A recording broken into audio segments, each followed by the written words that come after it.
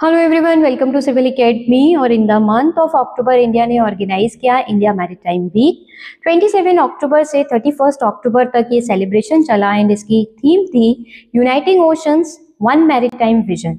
चलिए जल्दी से देख लेते हैं इंडिया के मैरीटाइम सेक्टर या फिर ब्लू इकोनॉमी से रिलेटेड कुछ नंबर्स के बारे में।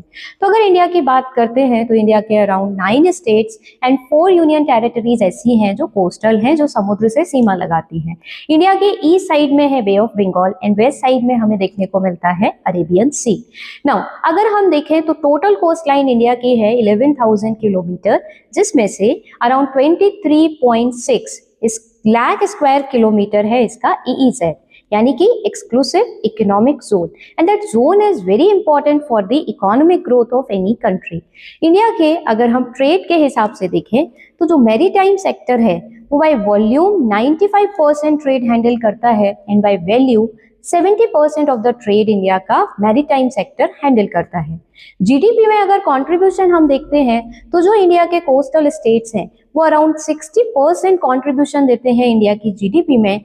वहीं 800 मिलियन लोगों को ये रोजगार भी देते हैं स्टेट्स, और इसीलिए इंडियन गवर्नमेंट ने कई सारे इनिशिएटिव्स चलाए सो दैट इंडिया का मैरीटाइम सेक्टर अच्छे से काम कर सके। सी फॉर एग्जांपल हमारे पास में है क्रूज भारत मिशन, सेकेंड है इंडिया का जलवाहक, उसके बाद आता है सागरमाला परियोजना।